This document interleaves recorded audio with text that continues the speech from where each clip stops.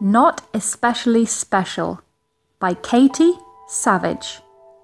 To you all, great and small, meet me at the clearing in 2 weeks' time. You're very special. Nobody can take your place, so don't be late. The birds were on their way, and my, were there a lot of them. Tall ones, small ones, fancy ones, prancy ones, loud ones, proud ones, working the crowd ones. They were all in a hurry. The rain was beginning. But the dove did not yet feel ready to go. "This must be a mistake," she said, "for I am really quite ordinary." And it was true. She did not feel special at all. "Maybe if I'm more beautiful," she thought. "Perhaps the parrot can help." She found the parrot at the watering hole, surrounded by hankering hawks and fascinated falcons. "Hello," said the parrot. "I haven't seen you around in quite a while." "I'd like to look more like you," said the dove. "Maybe then I will be special." So the parrot set to work, making some dye from berries and barks. She smothered it all over the dove, covering every inch with yellows, magentas, and sunset oranges. When the parrot was finished, the dove looked at her reflection in the water. Everyone was speechless, even the mockingbird. "Ah!" squawked the parrot. "I guess you'll never look exactly like me. Maybe God has something different for you." Perhaps what she needed was a remarkable talent. So through thick branches and bright green leaves, up and over, around and through, in one of the highest perches, the dove found the bird she was looking for. It was the songbird. He was patching the holes in his worn-out umbrella, whistling while he worked. "You sing a beautiful song, but how does such a big sound come from such a tiny bird?" the dove asked. "I just fill my lungs with air and whistle," trilled the songbird. "I'd like to sound like you." The dove sucked in her breath and let out a low, sad-sounding noise.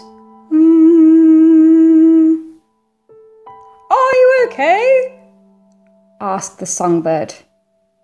"I must need more practice." So the dove and the songbird whistled a strange duet in the tops of the trees. The other animals did not stop to listen. Instead, the elephant with his trunk and the kangaroo with her pouch hurried by, avoiding puddles. "This isn't working," sang the songbird, who was used to having an appreciative audience of tree snakes and squirrels. "Maybe singing sweet songs is not your gift. Maybe God has something different for you." The dove had one last chance to discover something that would make her extraordinary. She'd find the hummingbird, the fastest flyer on the field. "How do you fly so fast?" the dove asked. "It's simple," said the hummingbird. "You flap your wings, up and down, to and fro. You flap them as fast as you can get them to go." As she spoke, the hummingbird flapped her wings in such a flurry that she tumbled over herself in a fuzzy blur of flight. "I'd like to be as fast as you," said the dove. Can you teach me? I can try, the hummingbird replied. So the two birds made their way toward the clearing together. The hummingbird hummed. The dove dove. But the hummingbird grew impatient, waiting for the dove to catch up. Maybe you'll never be as fast as me, the hummingbird told her. Maybe God has something different for you. She flitted away, leaving the dove to finish the journey all alone. When the dove finally arrived at the clearing, she and the rest of the animals boarded a great wooden boat. No one knew exactly why they were there, but it sure was nice to be out of the rain. And before long, much to the surprise of all the animals on board, that filled up boat left dry ground and started to float. The boat tipped and tottered as it rose high on the waters. But all of the animals stayed dry and warm. Yet the dove was still very sad. Perched high on a wooden rafter one night, she heard a noise. Hoo! An owl hooted. What? The dove said, startled out of her thoughts. Who, or rather whom, are you thinking about? Oh, myself, I guess, said the dove. I've been trying to think of something that makes me important, but there's nothing especially special about me. The old owl thought about this.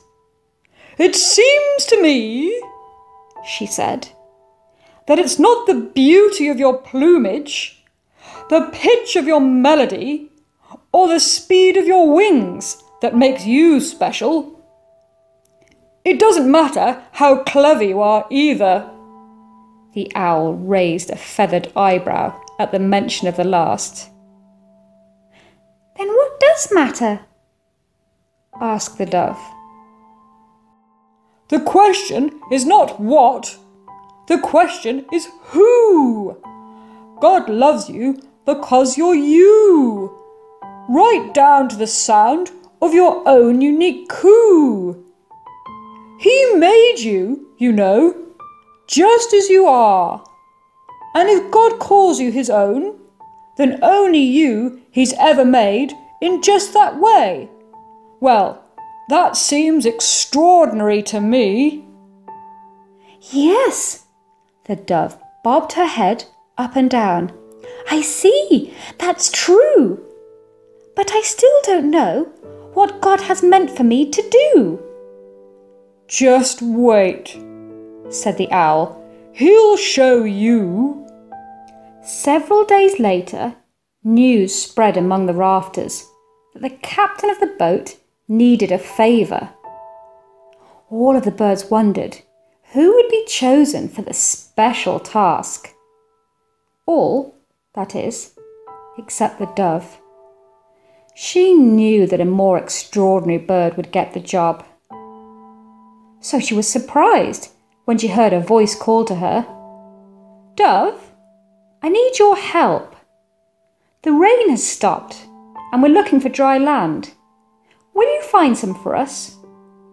The captain asked. Me? Asked the dove. Why me? I used to wonder why God chose me to build this great boat. I wasn't the handiest person. I wasn't the strongest person. But I was here and I was ready. Are you? Yes, said the dove. I'm ready. And though she was scared, she realised she was. And so she set off. All day she looked and looked, but she could see nothing but water. just when the little dove thought she'd have to give up, she noticed a brave lump of earth jutting out from the endless sea. And atop that earth was an olive tree. The dove covered the distance in no time at all. She plucked a branch from the tree and headed back towards the giant ark of animals. When the man saw her, he stretched out his arm, and the dove landed there lightly, placing the sprig from the olive tree in his palm. The old man's wrinkled face shone with a smile. "I knew you could do it," he said, "and God knew it too." God had used an ordinary dove to bring a bit of hope in the midst of a great storm. And just like you, she did not need to catch up. She did not have to struggle to be heard or feel desperate to be seen, because, you see, she already was exactly who she needed to be.